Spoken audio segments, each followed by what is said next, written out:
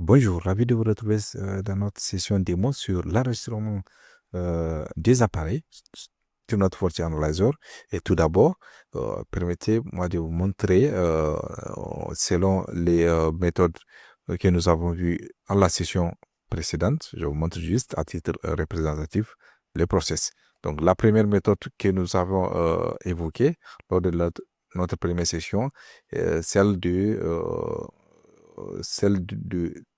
commencer l'enregistrement, donc déclarer l'adresse IP de notre FortiAnalyzer depuis un appareil, à titre d'exemple FortiGate, qui va envoyer la requête d'enregistrement vers notre FortiAnalyzer où l'administrateur FortiAnalyzer va autoriser l'enregistrement ou pas de cet équipement.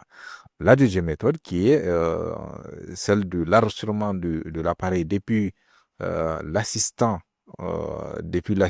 d'enregistrement de, de Forti Analyzer, de l'ajout d'un appareil que l'administrateur peut déclarer depuis l'onglet de gestion d'appareil pour déclarer le nom de l'appareil enregistré, le numéro de série et bien sûr, il doit procéder à l'enregistrement de l'appareil en question. Donc, la troisième méthode, qui existe bien sûr une sous-méthode de cette troisième méthode également.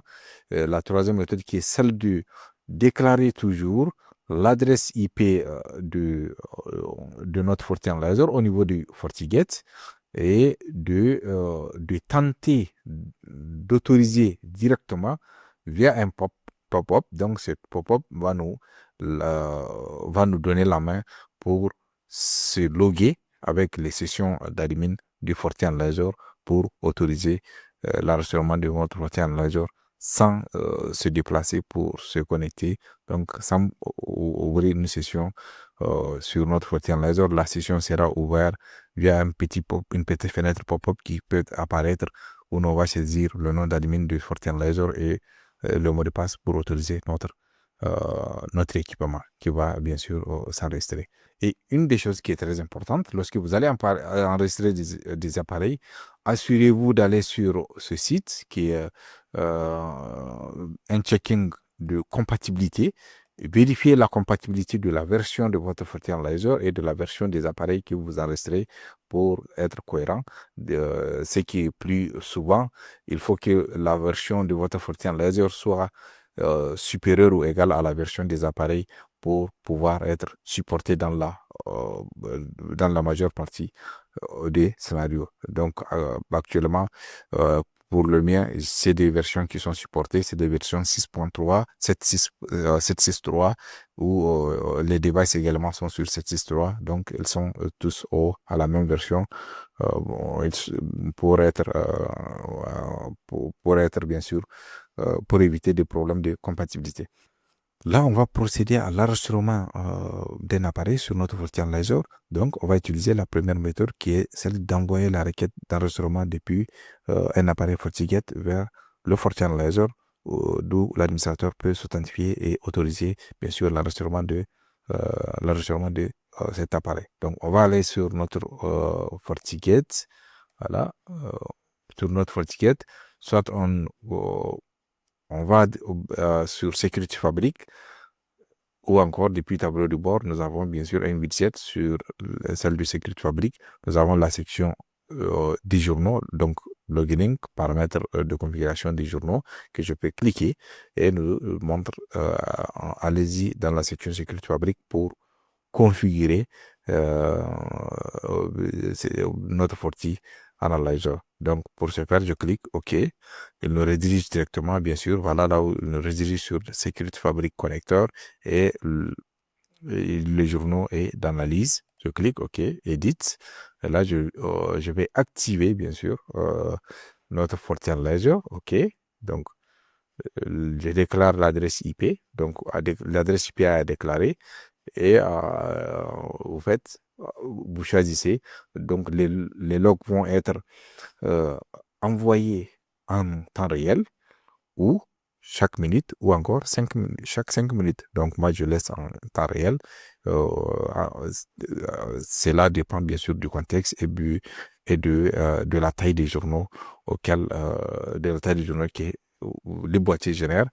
Dans des environnements complexes où le taux d'envoi des journaux est beaucoup plus élevé, donc vous pouvez bien sûr utiliser toutes les 5 minutes pour ne pas, bien sûr, surcharger le réseau. Donc, je laisse en temps réel pour mon cas. Je fais OK. Voilà, je valide. OK. Dans ce niveau, l'appareil envoie une requête de demande d'autorisation de joindre d'enregistrement vers Fortian Ledger, dont l'administrateur a le choix d'autoriser ou non. On va aller s'authentifier sur notre Fortian Ledger pour autoriser cette demande d'enregistrement de notre FortiGate. Pour voir directement cette demande d'autorisation, nous avons déjà regardé une demande. Donc, le 1, c'est pour dire que c'est une demande qui est en cours. Je clique. Et pour le voir, on peut aller directement sur Device Manager. Donc, Device Manager, la gestion des appareils. Et sur la gestion des appareils, nous avons les appareils non autorisés. On voit 1 et tous les appareils 0. Donc, les appareils non autorisés, ils existent. Voilà. C'est notre local FortiGate. Je sélectionne et je clique sur Authorize, là à ce niveau. Donc, je peux choisir les DOM de destination ou je laisse sur les DOM en question. Donc, je fais OK. À ce niveau, notre FortiGate vient d'être autorisé à joindre FortiAnalyzer. Donc, à ce niveau, tous les logs vont être envoyés en temps réel sur notre FortiAnalyzer. Je peux actualiser et dès la première jonction, vous devez voir que s'il est bien sûr,